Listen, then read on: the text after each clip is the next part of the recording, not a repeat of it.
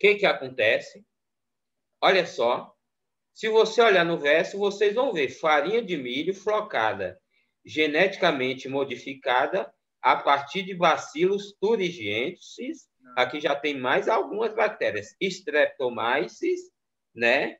E Agrobacterium tumefacientes, ou seja, são todos, né, código genético de genes de bactérias inseridos, né, no DNA do milho, né?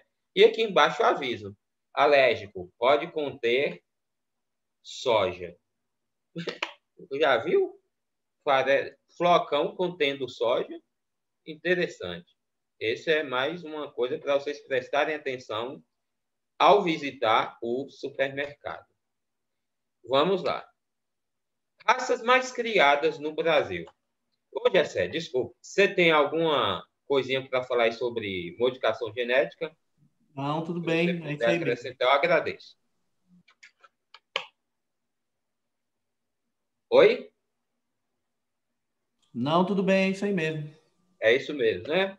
Vamos lá. Raças mais criadas no Brasil. Bom, entre as raças estrangeiras mais criadas no Brasil, que são as queridinhas dos suinocultores, nós temos, né? Landrace. Gente, Landrace, nem toda raça branca é Landrace. O que vai distinguir o Landrace, por exemplo, do Large White? É essa característica aqui, ó. Orelha comprida e caída para frente. Tá ok? É a chamada, se eu não me engano, orelha céltica ou asiática. Eu vou dar uma conferida nisso, depois eu vejo. Nessa orelha caída para frente, né?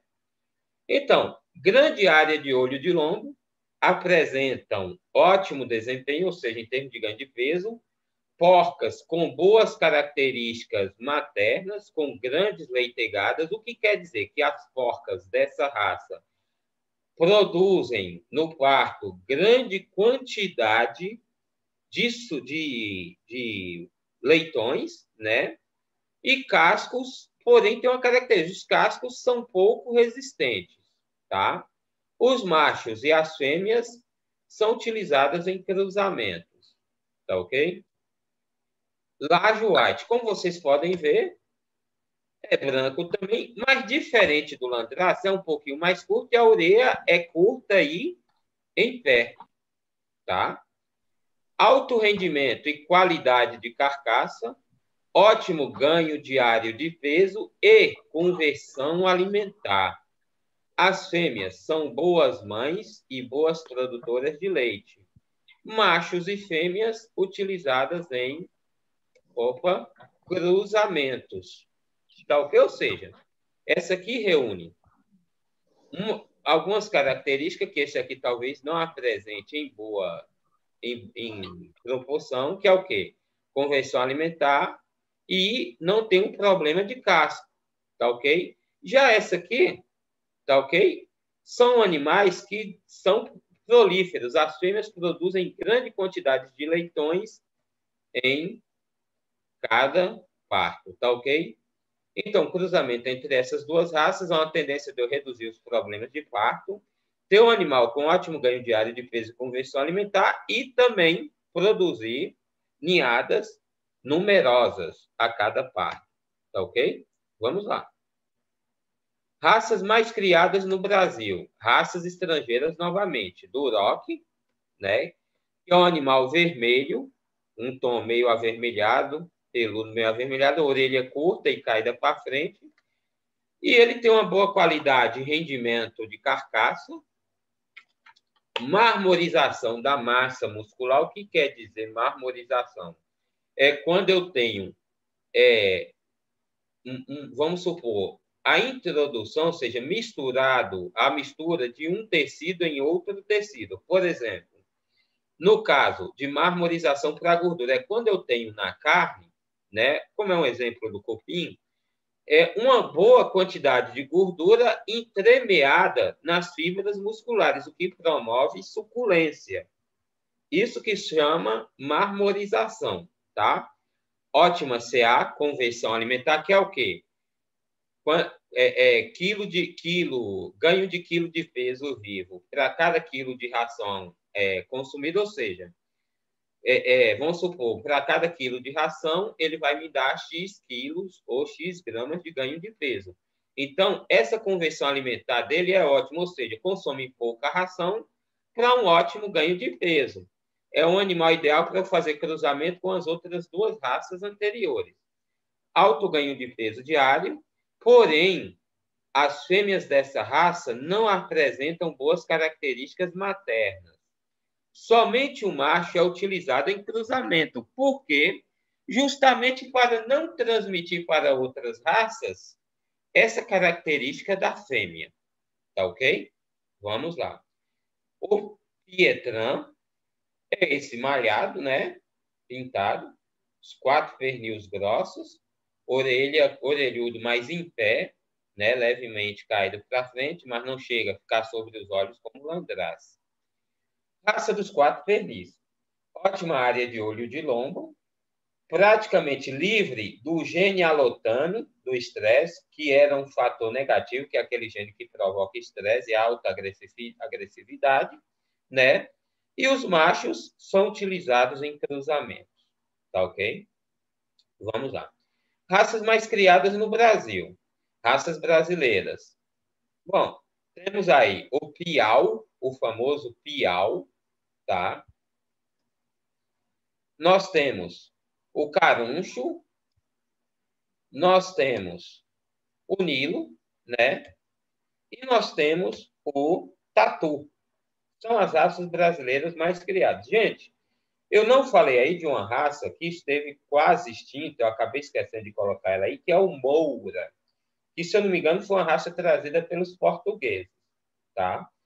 O porco Moura, alguns chefes de cozinha, estava lendo inclusive uma matéria sobre isso, alguns chefes de cozinha vêm dando preferência para ele por ser uma carne de sabor característico, que vem caindo no gosto daqueles frequentadores de restaurante de alta gastronomia. Tá ok? Então, é uma raça que quem quer criar é interessante que crie para atender um mercado mais seleto, mais exigente. Tá ok? Bom, A EBDA melhorou aí uma estação experimental da EBDA, melhorou muito tempo aí esse piau, né? Tinha uma genética bastante desenvolvida do piau, né? O faixa branca. Mas depois que acabou a EBDA, acabou tudo lá.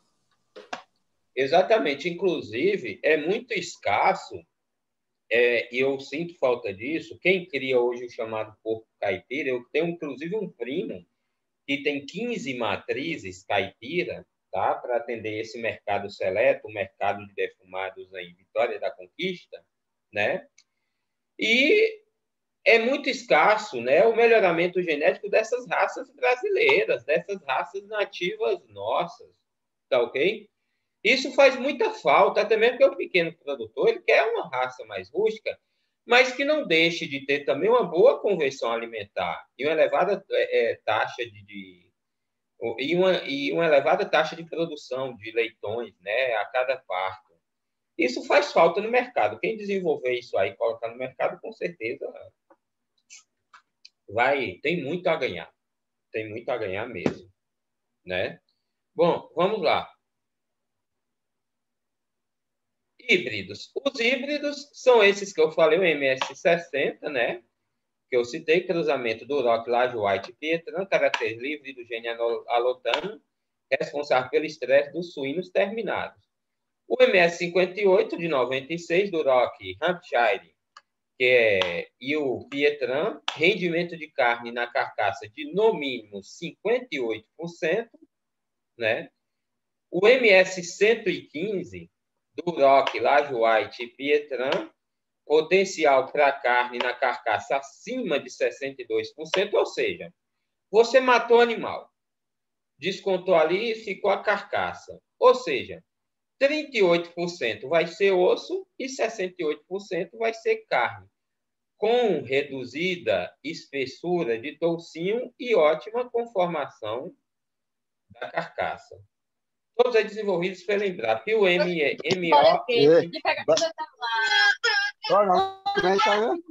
E o MO25C, né? Que foi aí de 2014, que é o cruzamento do Landrace, Large White, e olha ele aí, o Moura, que eu acabei de falar, cuja característica da carcaça desse animal é suculência. Por que suculência? Como eu falei, ali entre as fibras musculares, as fibras musculares da carne, das carnes, dos músculos, etc., está entremeada de gordura, com uma pequena quantidade de gordura que, diferente das outras raças, confere essa característica de suculência na carcaça. Entendeu? Você, quando come uma carne deste animal, você não vai sentir aquele sabor, aquela carne ressecada. Entendeu? Vai ser uma carne mais suculenta, justamente por causa do cruzamento com essa raça aqui, ó, a Moura. Característica: suculência, marmoreio, percebida principalmente na fabricação de produtos curados, ou seja, produtos defumados, linguiças defumadas, salames, etc. Entendeu? Tá aí, para quem quer produzir embutidos, né, e produtos curados, está aqui a raça indicada. Vamos lá. Bioclimatologia e bem-estar animal. Bom, para iniciar qualquer atividade produtiva, principalmente suinicultura, eu preciso conhecer primeiro o clima da região onde eu estou inserido, né? As temperaturas médias anuais em cada estação do ano e, na hora de construir as instalações, promover, né? Adotar técnicas construtivas que permitam adequar o clima no interior das instalações à condição exigida pela espécie e categoria animal que eu vou criar. Então, eu preciso ter uma noção da temperatura média anual e também mínima em massa, umidade relativa tanto do ambiente como exigida pelos animais que vou criar, e o número de horas. No caso de suíno, o número de horas luz-dia é pouco relevante, mas para quem cria caprinos e aves de postura e de corte, esse número de luz horas-dia é de elevada importância. Tá ok? Vamos lá. Então, vocês entenderam. A bioclimatologia é o estudo do clima ambiental e das condições climáticas exigidas pela espécie animal que eu vou criar e fazer, a partir desse conhecimento, desse estudo, fazer as adequações necessárias para tornar o ambiente climaticamente, né, adequado para aquela espécie e para cada categoria, né, animal daquela espécie que eu vou desenvolver, que eu vou conduzir no meu sistema de criação. Bom, bioclimatologia e bem-estar animal, temperatura adequada para cada fase. Para vocês terem ideia, os leitões, ao nascerem, e até os 7 dias, se não me engano, eles precisam de uma temperatura entre 32 e 34 graus.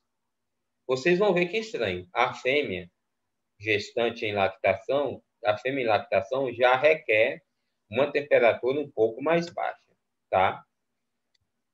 As fêmeas, até a desmama, né? Os animais vão exigir uma temperatura média aí de 29 a 31 graus, sendo a mínima tolerável de 21 e a máxima de 36. Os desmamados, né, animais já desmamados, vão precisar de uma temperatura ambiental entre 22 e 26 graus, com mínima de 17 e máxima de 27 graus. Olha só, por que eu estou falando isso? Depois eu vou entrar nesse contexto. E os animais em crescimento, a temperatura média será de 18 a 20 graus, com mínima de 15 e máxima de 26.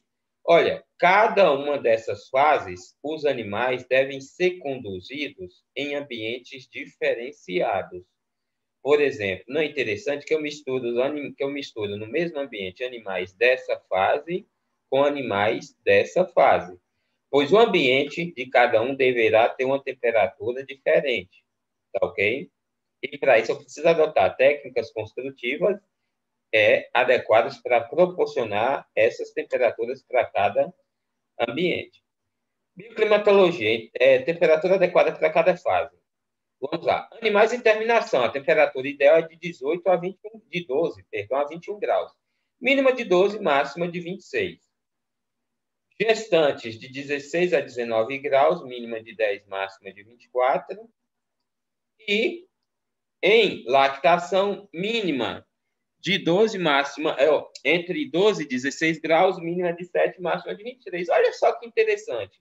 Mas os leitões requerem temperatura de 32, em média 32 graus. Como eu faço?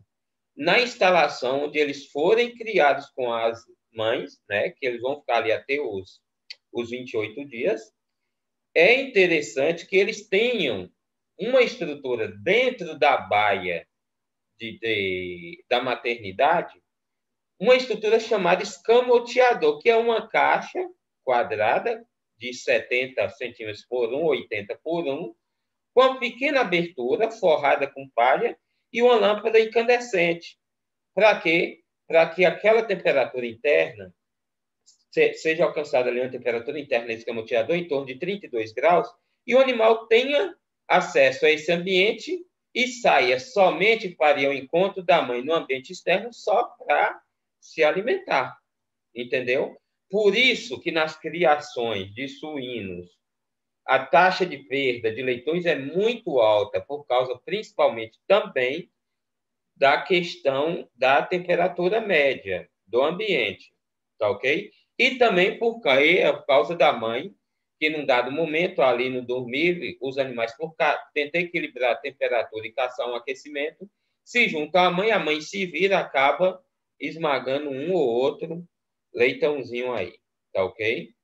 E aqui nós temos, né, as fêmeas e machos em reprodução, temperatura mínima 10 e máxima 25, a média aí entre 15 e 23 graus. Vamos lá. Principais ingredientes para a formulação de ração. Gente, eu falei de bioclimatologia e temperatura, tá ok? É porque esse fator, ambiência térmica, ou como é que fala? Adequação térmica, ou conforto térmico, é o termo que eu estava procurando aqui. Esse tema, conforto térmico, esse assunto, ele está estreitamente ligado, tá ok? A conversão alimentar.